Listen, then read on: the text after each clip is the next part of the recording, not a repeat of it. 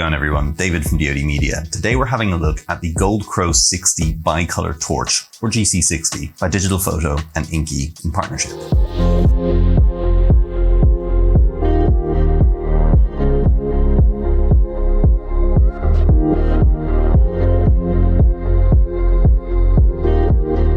Now this is a pretty unusually shaped production light. Because of its shape, it kind of allows you to either use it as a scene light, with my key light here, or actually as a prop light or practical, much like you saw in that scene where I had two of these strapped to either side of my helmet. Now this light is a 60 watt bicolor cob LED. It means chip on board. That means that this whole thing is the LED. They also make just a daylight version if you want just daylight. But I find it's quite nice having that range of 2700 Kelvin to 6500 Kelvin. Now the light can either be powered by its internal 142 watt hour battery, which will give you about 2 hours at full brightness, or it can be powered directly via USB-C on the USB-C port, and it supports fast charging with the optional 100 watt charger. And I've got to say, this 100 watt charger is pretty solid. I use it for far more than just charging these guys. I use it to fast charge phones, laptops, everything. It's really good. And as is the case with a lot of portable internal battery lights these days, it can also act as a battery bank, or power bank. So you can charge a laptop or phone or camera batteries or what have you from this, because it's quite a high capacity battery, yet low enough to be able to take on board on a flight with you. The mounting options on this thing are pretty cool. Here you can see I've got one of the little iFootage spider crabs nuggets on there, but essentially there's 4 1/4-20s placed around the torch with locking pins on each one. So you can either use, accessories like the spider crabs here, or you can get the optional handle, which also allows you to mount it on a light stand. And the handle offers like oodles more 1/4-20s, 3/8, a NATO rail, a light stand spigot hole, and a nice and easy way to adjust the angle of the handle on the fly. The only thing I wish they'd included was an umbrella hole to be able to put this light on an umbrella. That would have been really cool.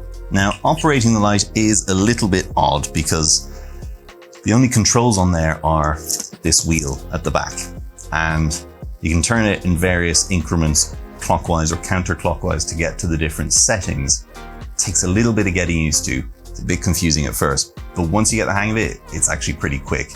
And if you don't like messing with that, there's also the optional remote, which works really well. And that way it's really easy to get what you need. The back display is also really nice because it not only shows you the percentage of battery that's left, it also shows you the voltage that the battery is being drawn from the battery right now. It shows you an estimate timer of how long you have left at the current settings. So I'm on at 50%, 5800 Kelvin, and it says I've got 2 hours and 58 minutes before that battery drains. That's really cool. It also tells you how hot the light is. So there is a fan that's built in, very quiet fan though. I've not really heard it unless I'm stood right next to it. So let's just turn this off for a second.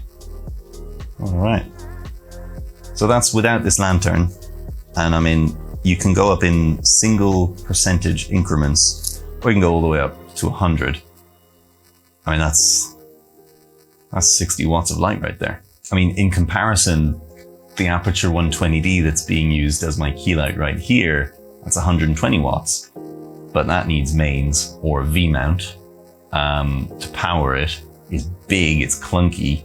Sure, it's quiet, but so is this. And it doesn't have any effects in it, the Mark I. And I could definitely make do with using this as my key light instead of the 120D, because the 120D is actually only on at 50% right now. The light comes with a little reflector, which just clips on the front to focus the beam a little bit more, so that, you can just, that's on 1% by the way.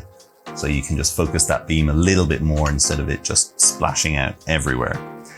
But what's pretty cool about this light is you can also spread out these 3 arms.